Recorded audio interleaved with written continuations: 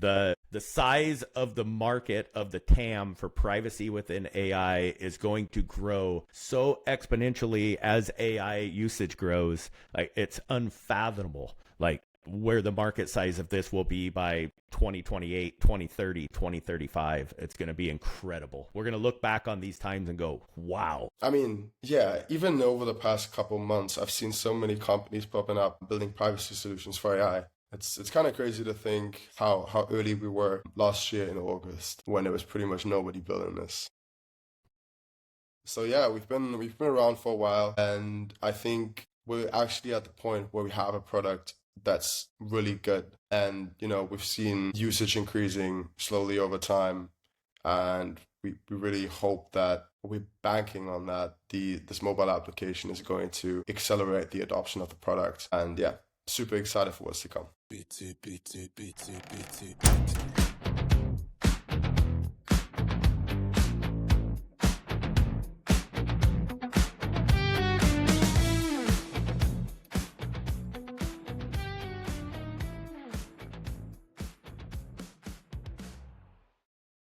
Hey guys, welcome back to the PT Podcast. I am your host, PT Servler.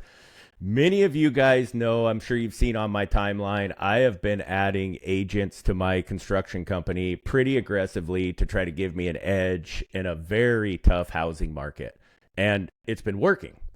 But it's made me start to think about something. It's made me start to think about the fact that as I'm giving these agents more and more access to my company and my company data, what's happening with that data? Who can see it? Is there a possibility of competitors being able to see my data, being able to see my pricing models, my strategies? That could be a big problem. And I don't have a really great answer on how that is, what is happening there and how we are handling that. But fortunately, we have a guest in our Serve ecosystem that obviously knows all about this and is building the tools to fix these problems.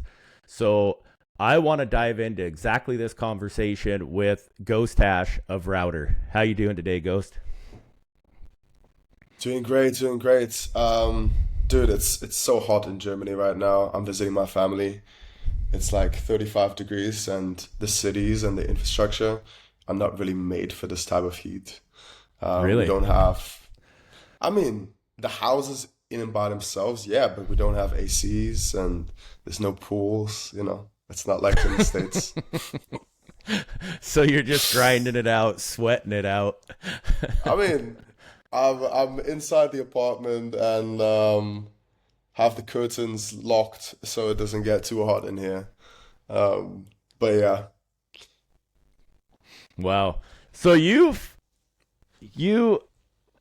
guys dropped a big announcement just yesterday in the time that we're recording this, so on Friday. You guys are coming out with your beta for your mobile app, correct? Exactly. Yeah, we're building on Solana Mobile, which is Solana's own phone, which they released quite a while back. It's actually the second one. There used to be the Saga, and now it's the Seeker. We decided to go Solana Mobile first, simply because it's kind of our target group. But we're also looking to build like an iOS version, since the Seeker is Android. But yeah, we just released the Solana Mobile version yesterday. Onboarding some beta testers right now. We just approved the first tranche of testers outside of the internal testers we've run before, with some super team members and some people from Solana Mobile. And yeah, looking forward to get feedback, to keep iterating, and ship a great mobile application.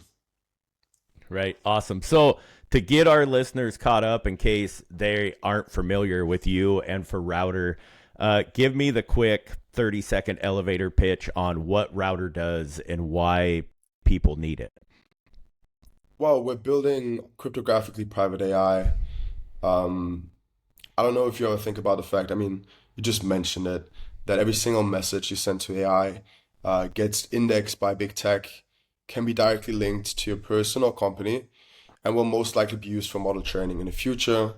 There's also a different attack surface through data leaks, right?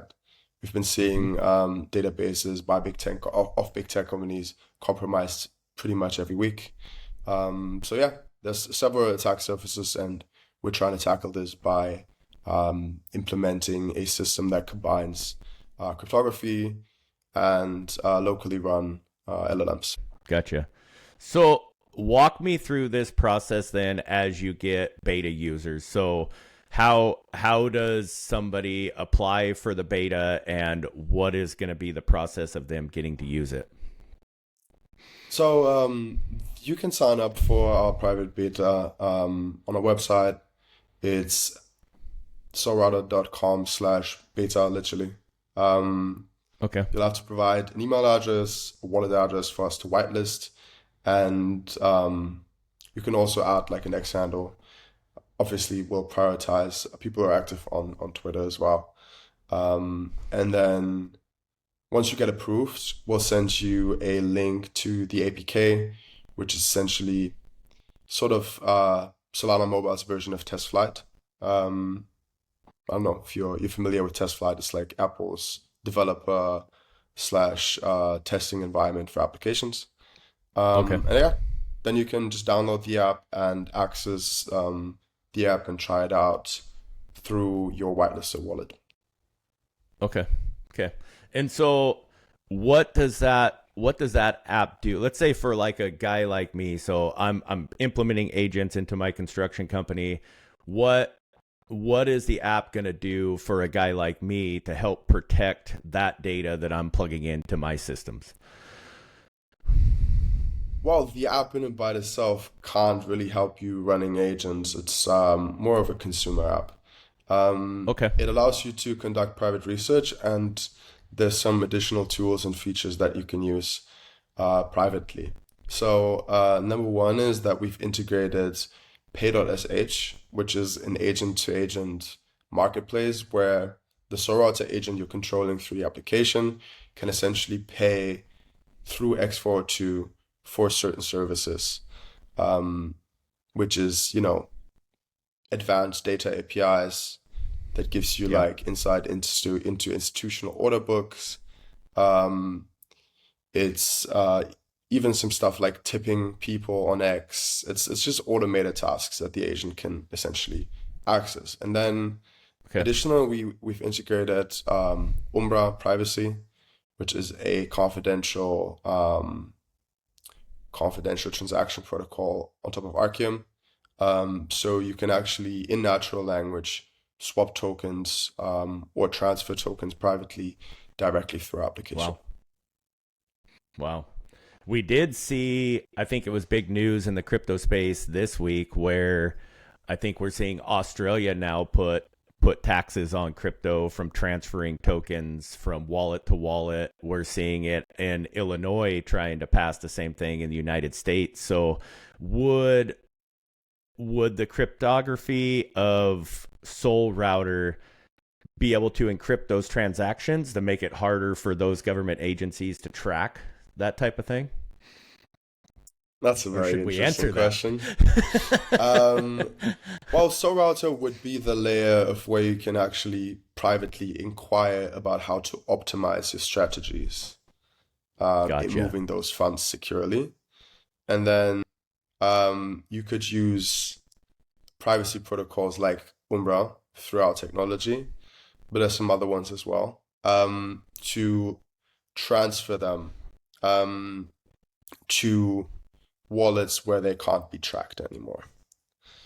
I Gotcha. do want to say though, just because I also have a tax background, if the wallet that you're sending from is your docs wallet and it can be connected to a person, the government might inquire about the whereabouts of the funds that you sent and what you've done with them. The government always seems to find a way. Yes, 100%. somehow, some way. So, Just being completely honest, Like there's always that type of risk.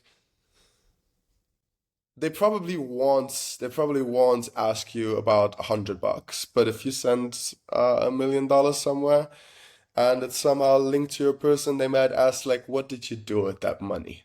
You can't tell me you Right. just send it to the wrong address. You wouldn't be this stupid. Right. Right.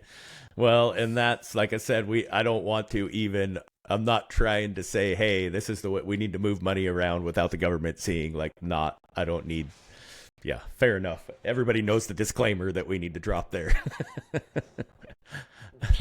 uh, so in my intro to this podcast, I talked about concerns on potentially, obviously big AI is more than likely reading my prompts, reading anything that I'm searching using AI, and probably seeing some of the data that the agents are going through. As this all progresses, is there serious concerns with that data being available for, like, say, on a larger enterprise, for competitors to be able to get access to that data? Yes.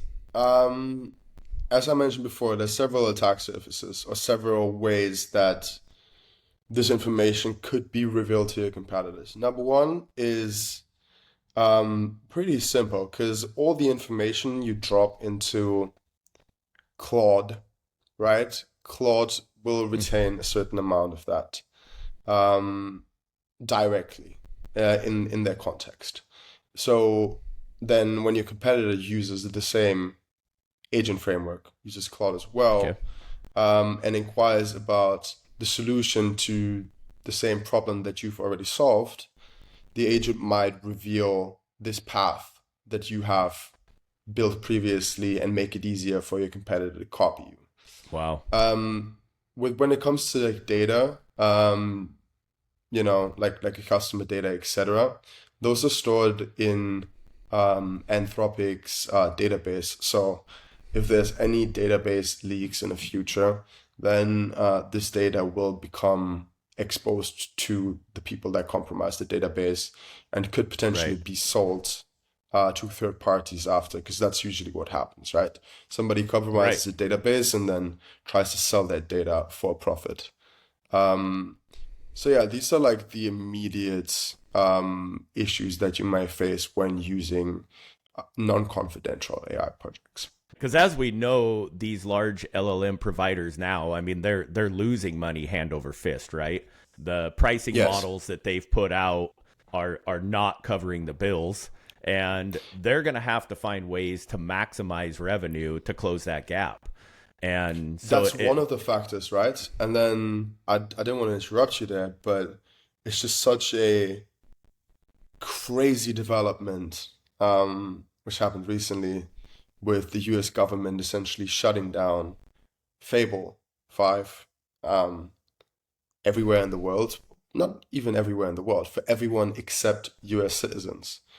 right, So, yeah, we don't know what's going to happen in the future and what sort of policy changes people are going to implement, which is why I always talk about, you know, proof instead of policy, which is what we're trying to do. We're trying to provide cryptographic proof that your data is secure end to end, instead of just having some right. sort of privacy policy that can be changed at like in an hour's notice. So, do you have specific examples of what SolRouter is doing? I mean, you see these problems growing and becoming much more exponential. Like, do you have examples of what you and your team are doing to try to get ahead of what we're seeing in the AI industry with, models being locked access, the pricing going insanity wise because they have to close that gap? I mean, yeah. So, with regards to models being locked, we're using open weight models, right? So, Okay. the main focus is using models that are publicly available, running them securely on our GPUs that we control, and then because we're not using frontier models, we're trying to optimize those models for specific use cases that we see that are viable for our product. And we're doing so using the OpenServe reasoning framework, right? Right. That's how we're injecting additional context, and that's how we're optimizing, the latency, the compute costs even further, but also the quality of output. When I plugged the API into my workflows, I mean, it was almost immediate, right? You saw, you saw the improvement, like you said, not only in cost, but for me, it was like the output of the agents, right? Like it was just shift that you just saw that was obvious. And I'm sure you guys are seeing the same thing across, your guys' outputs. Exactly. Right. I know, so a lot of what's happening within the API and the usage of the reasoning framework is under NDA, but is there anything that you could tell people that are interested in applying for that, serve beta, that would be a deciding factor on whether they would want to put that reasoning framework to work in their builds? I mean, that's a very interesting question. Right. Um, I think it's useful for a lot of different applications. But the main advantage I see is the actual framework that has been developed, which is those decision trees that essentially just Mm-hmm. just pushing AI into predefined paths, which frees up so much space in the context window, and just reducing latency. So yeah, I think it makes sense for pretty much every AI startup that works with any sort of APIs to try it out and see if it makes sense, if they see Right. the same advantageous results for their specific use cases. Because that's essentially what it is. It's super difficult for me to make a recommendation because um, I have this specific use case that I'm seeing the Yeah. results for. But I obviously don't have access to all the different other startups that are in the cohort, and how their results look like. So I think it's probably to a certain degree still use case specific, but Yeah. with what I've seen, it's been just universally better outputs, lower costs, and yeah, uh, reduced latency, which is very, very relevant for me. Over the last couple weeks, we know privacy AI has been a big narrative in the crypto space. We're seeing more and more projects come out claiming to have solved this. We've even seen projects within the Serve ecosystem with spin-off products that are, you know, being pointed at this and trying to solve this issue. What gives SolRouter an advantage, and what is your moat? What stops people from being able to knock off SolRouter? Yeah, very interesting question. I mean, just to give you a little bit of a background on the technology, I explained before that we're running open weight models. I've seen a lot of projects claiming um, end-to-end privacy, which is simply not feasible when you're using APIs, when you're using frontier models. So I think there's a certain technical difference there. But when it comes to our mode, it's that we're not just, this web app that you're seeing, right? It's very easy to show our product within a web application, but it's so much more. We're actually um, a composable um, system that you can integrate into applications that other agents can call to get private inference and private execution on top of that.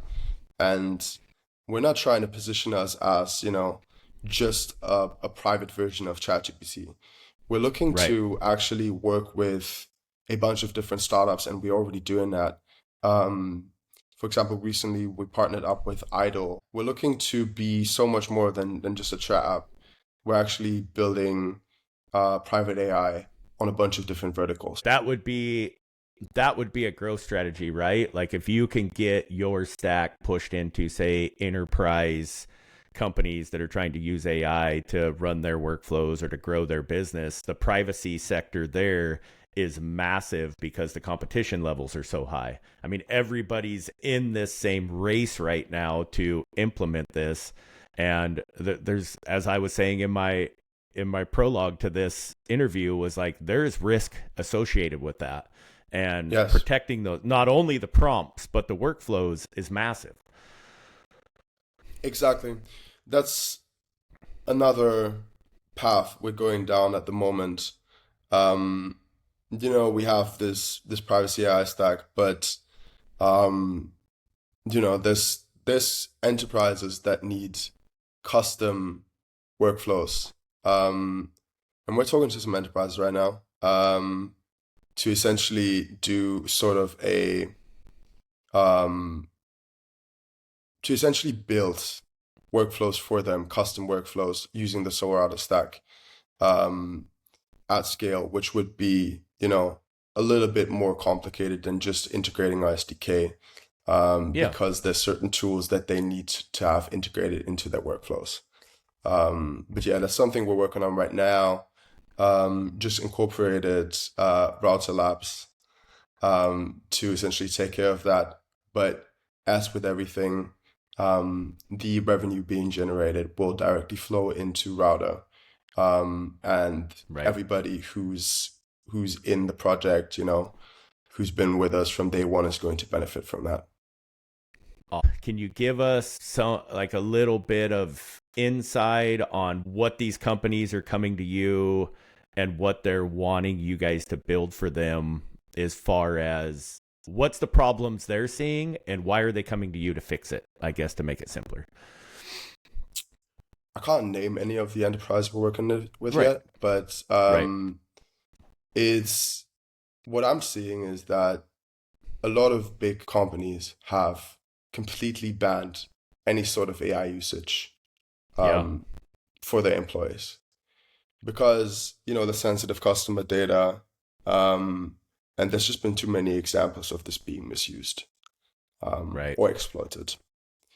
Right. And this is exactly why those corporations are looking for secure systems within which they can still use AI because it's such a huge competitive advantage.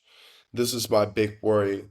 I mean, if I can bring this up, what we're talking about before, with Fable being banned everywhere now. Like, this is Yeah. a huge competitive advantage for Americans because they have access to superior technology.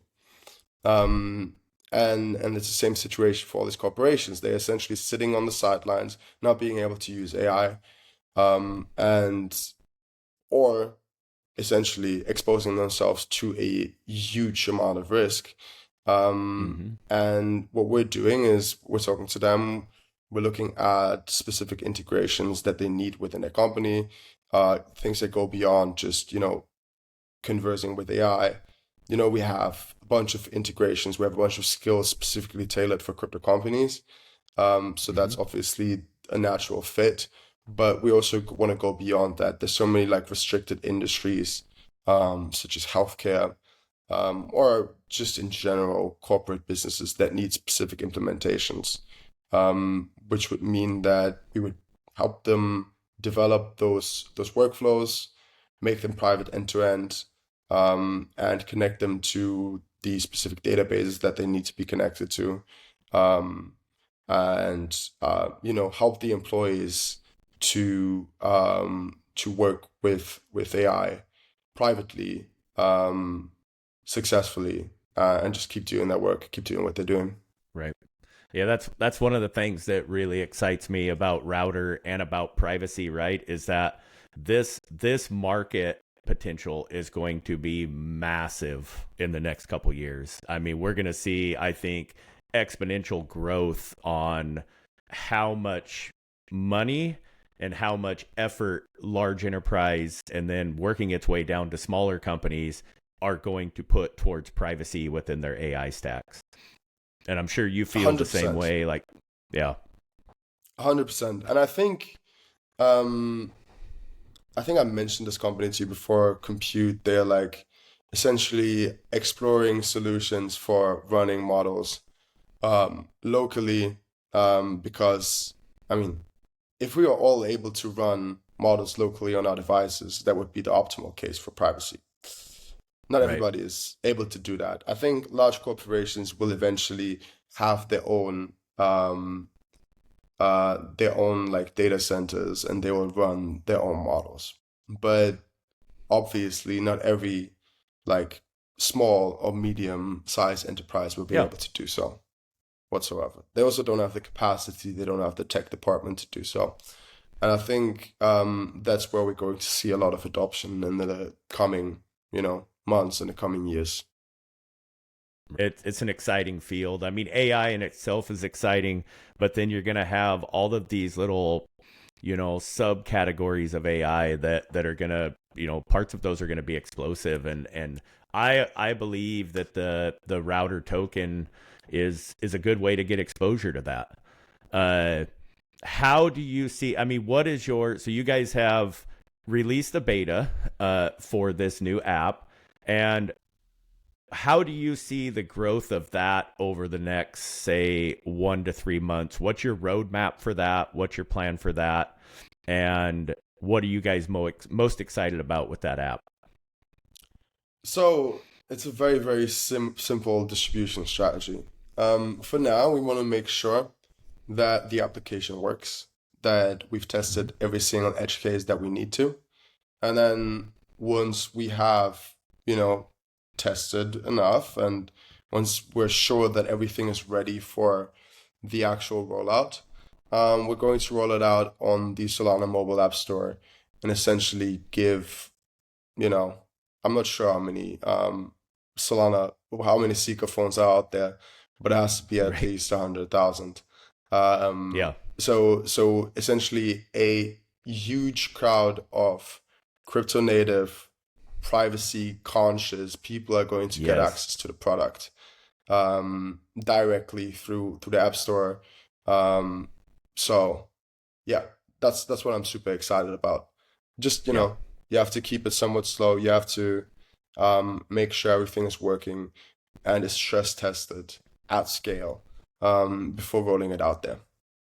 Well, that's why I like the way that you guys are doing this, like you said, putting it in the seeker format is because the people using those devices, they are like you're saying, very privacy conscientious in the fact that like this is the perfect build for them. Yes, and on top of this, right, they are privacy focused, and every single seeker has a wallet connected to it, which is the seed vault. Yeah. Um, So there's not even a question of, okay, we're trying to get all these people to use the product, and now they have to create this wallet and load up some crypto. These are all crypto native people, which is why it was a natural fit to do it on Seeker first. We're obviously Right. looking to roll out the iOS version as well, because there's also a bunch of people using Apple, right? Right. But the main reason for why we went Seeker first is just because it's such a perfect fit for Yeah. our audience and the people we're trying to reach. Right. And that audience is going to test that product hard, right?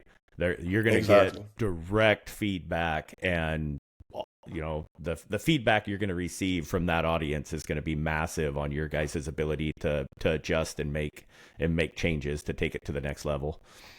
Exactly. We have a like Telegram group for the beta testers, and we literally told them be as harsh as you possibly can.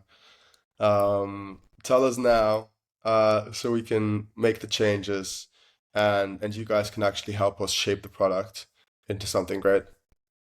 So let's dive. I know recently, a week or two ago, you did the Solana Summit in Germany, correct?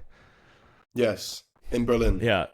Oh, in Berlin. Okay. So give us a little update on how that went. I know that was kind of a pitch session. What response did you see to your project after that? I mean, dude, it was a crazy experience. I don't think I've ever pitched in front of this many people. The Solana Summit in general was awesome. Such a curated crowd of Solana builders, like some of the biggest names in the industry were there. Saw some amazing talks, and then yeah, I had my pitch. I think it was probably like 150 people in the room on Wow. stage. I think I did a pretty good job. We had slots of 4 minutes. I announced the app. had a bunch of signups locally from the build station. I essentially created Awesome. two separate links, one for the beta signups from our announcement yesterday, and then one for the summit, just so I could distinguish and see where the Yeah. people are coming from. Um, but yeah, no, I got like great fucking reception from the summit. I think a lot of people are very interested. A lot of people told me like, "Oh, this is so sick. Like you're building something real. You're building something that solves a real actual problem, which is not Right. super common in our industry." I mean, I don't want to say it's uncommon. I think there's a lot of people building great applications, but there's also a lot of bullshit Right. going on, obviously. There So that is. was great to There hear. is. Um, Yeah. and yeah, I mean, it's it's all practice, I think. Um, and it was great to be able to speak on such a stage. And I'm looking to continue to do so. There's more conferences coming up. And I'll just continue to spread the message. I continue to build because my main goal is to accelerate the advent of private AI and Yeah. trying to fight against this dystopian future that a lot of us are see glooming on the horizon. Um, Yeah. I mean, what Yeah. can you do? It's fight, exactly what you're doing, right? Fight, build the tools that the citizens are going to use to fight back. That's what you can do. So, and you guys are actively doing it, and that's exciting. One of the things I think that we're seeing in the crypto industry that potentially is a good thing. Sure, it's a tough pill to swallow for a lot of us guys that are in it, that are invested and see the up and downs of our wallets and our portfolios. But one of the things I think we're seeing is, just like you just talked about, there are a lot of projects in crypto that are, for lack of a better term, LARPing, or are just, fancy LLM wrappers trying to promote something that's never going to happen.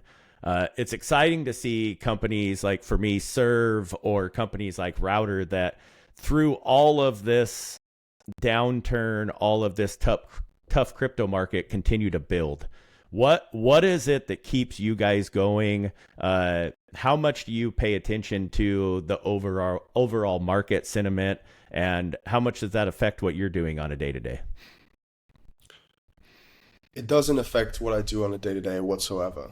Obviously, um, I'm aware of the market situation and how things are going. I think it's impossible not to if you're in the industry, if you are highly invested in the industry. Right. But, you know, I think we talked about this in the beginning before we started recording. Dude, I'm grateful that we launched when we launched and about how things went because we have enough runway to keep building. I have the money to keep paying my employees, to keep shipping, and that's more than I can ask for. Right. Um, I think the main differentiator between the companies that are LARPing and the ones that are actually building is that the companies that are building are usually by doxed founders. They are out in Mm-hmm. the public, and they keep building. They're not trying to sell you on the token necessarily. I try to avoid to talk about price, to talk about the token in general. Um, for the most part, I'm not the person controlling the token price. I'm the person controlling the technology, and the underlying value of the company that is associated to the token. And I think that's how I want to keep things. Let's hope the market picks up sometime in the future, and we're going to go up with it. But Yeah. um, for now, I'm just going to keep building. I'm just going to Good. keep acquiring more users and bringing you better products. That's my task. A couple things I want to dive into there a little bit, is because it's one of the things that excites me most about the build, launch, run profile of Serve, right? Is the ability for founders to come in, launch a token, fund their project, and build exactly what you just talked about, that runway. How important was that for you?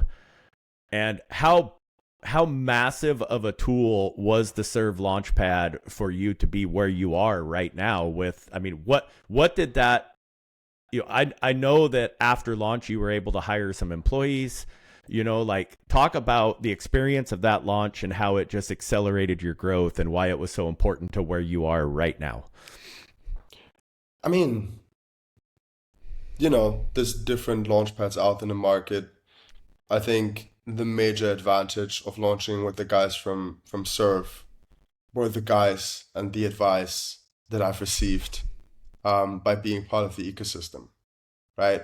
Right. I could have obviously launched on a different launchpad. I do also have, pretty good contacts in the industry. I could have tried to push it through other means, but they have a real AI company with product market fit, with a bunch of people using it. They have advisors from some of the largest companies in the world. So just being able to tap into that knowledge base, and to keep shipping with them, getting advice, getting feedback on everything I do, and working closely with them, I think that's the biggest advantage. The raising Right. capital obviously was great. I mean, I said it before and I'm gonna say it again. I haven't sold a single token of my treasury. All the money that I have acquired for Runway has been through transaction fees. And Right. I've even used some of that money to run buybacks simply because I think the product is so undervalued and I want to, gain more supply control than I have already. But yeah, I think the Right. financial aspect is obviously something that's relevant. I was able to hire some employees, um, not to take work off of my shoulders, but rather to be able to do more work, to do other work. Um, but yeah, I think the biggest factor is honestly the advisory and to a certain degree also being able to get early access to that technology. Right. But it's one of the things that, like, I think about a lot with the crypto landscape, right? Is, me, I launched my company 23, 24 years ago. Funding was just not an option. Like, you just couldn't walk into a bank and say, hey, I need $100,000 to start a construction company at 22, 23 years old. They're just going to laugh at you, right? So giving people the opportunity to finance a startup in a different way where they're not having to ask a legacy gatekeeper for permission.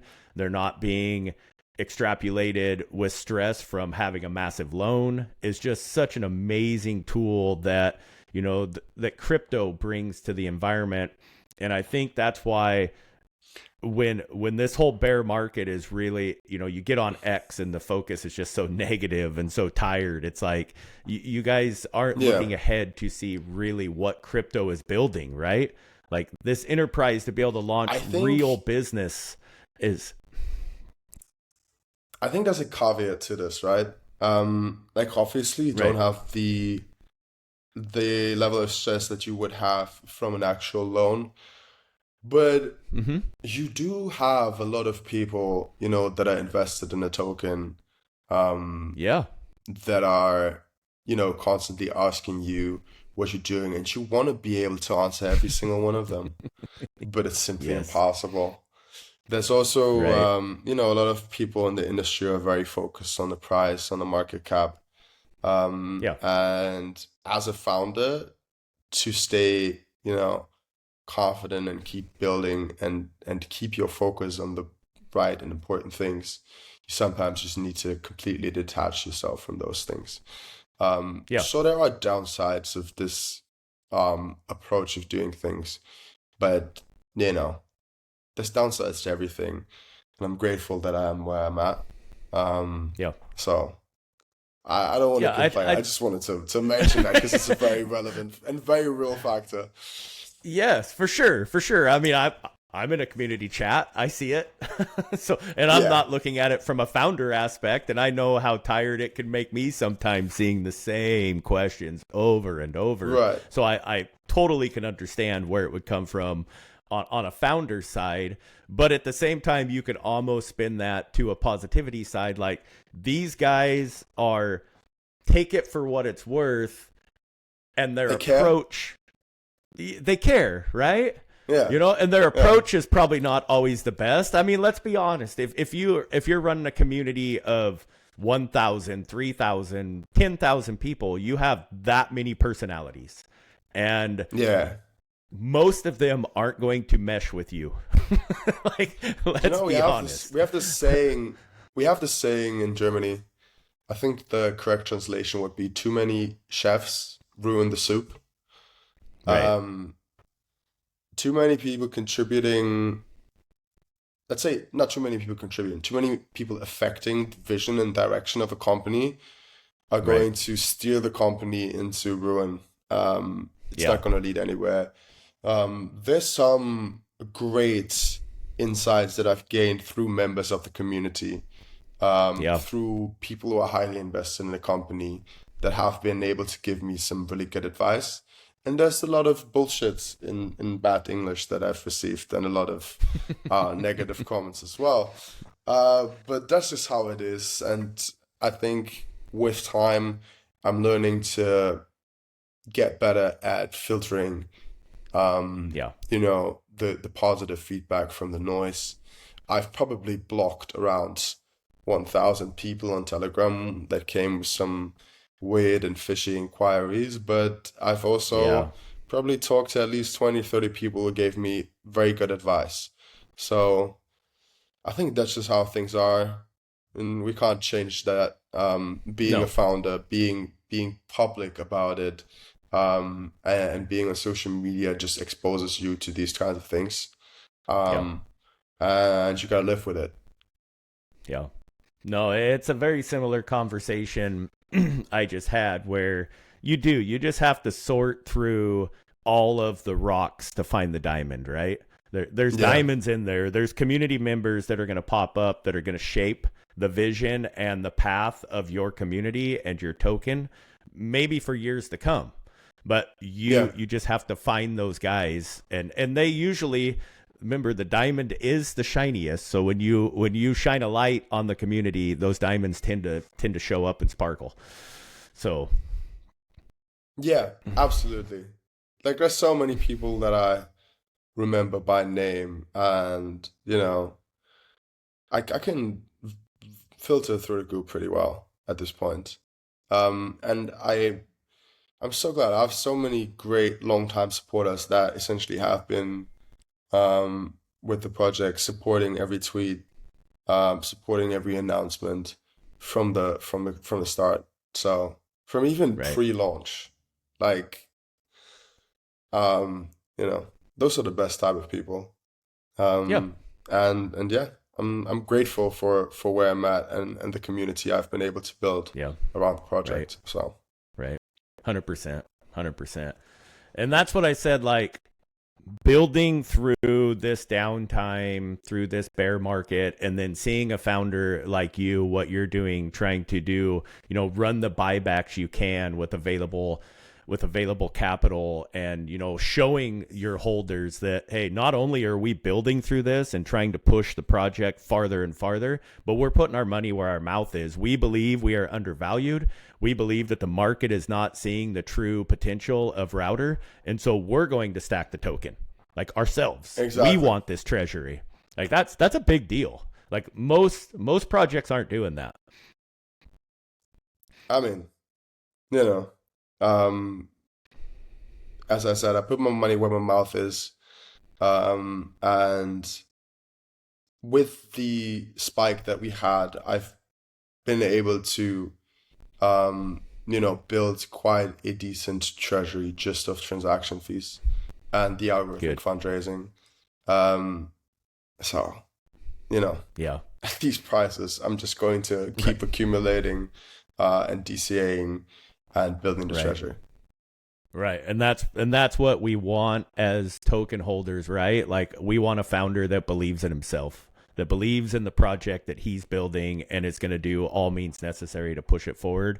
And I think you're doing a great job of showing that.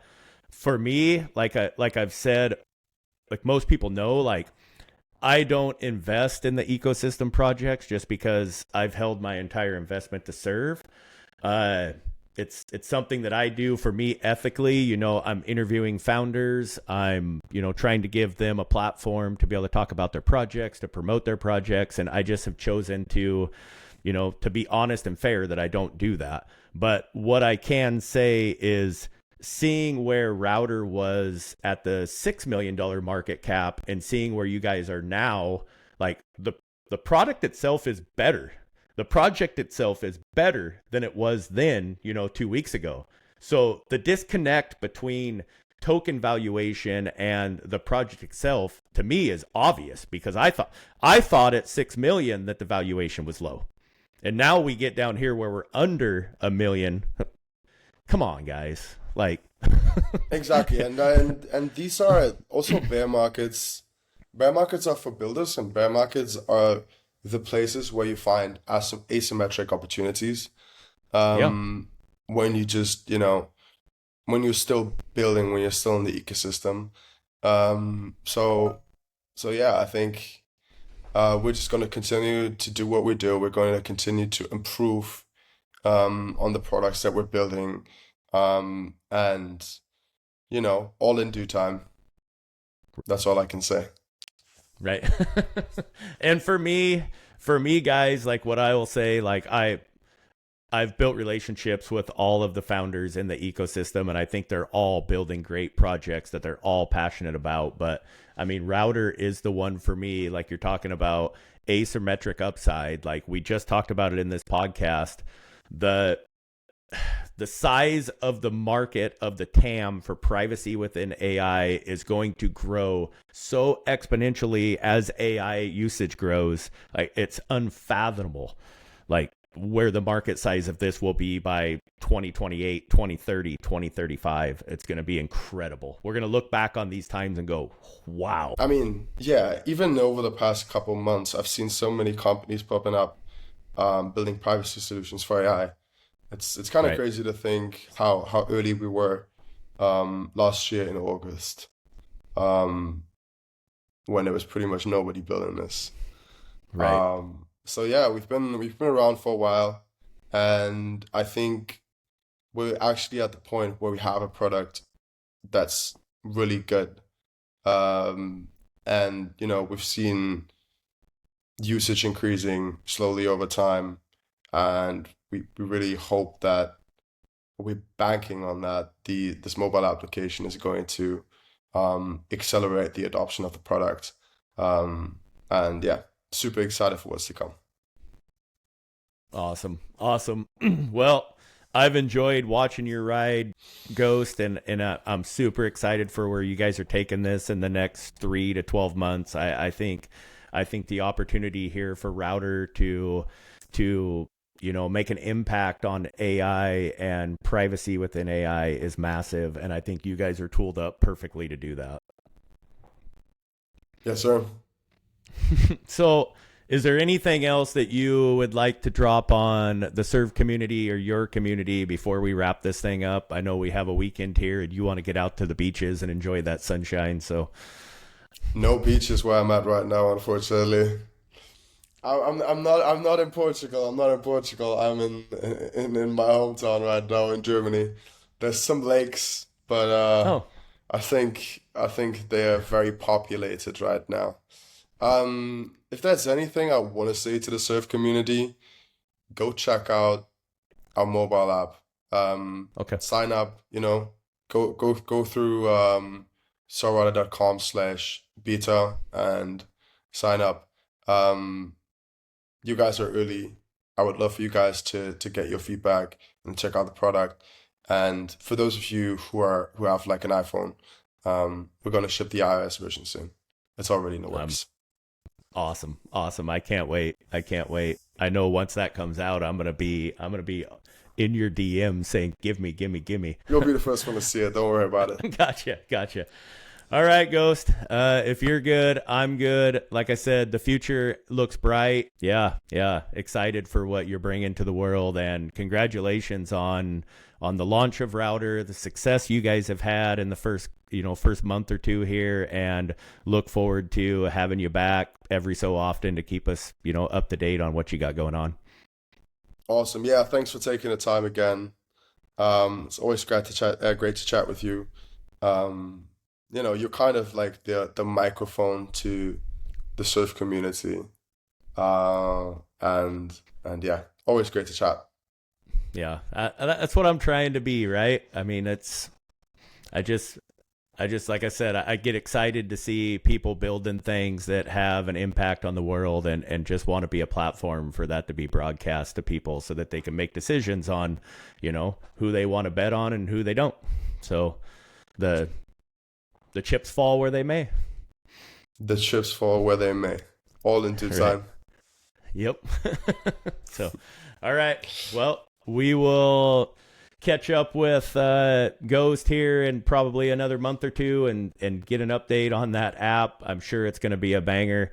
Until then, thanks, Ghost, and we'll see you guys later. See you later.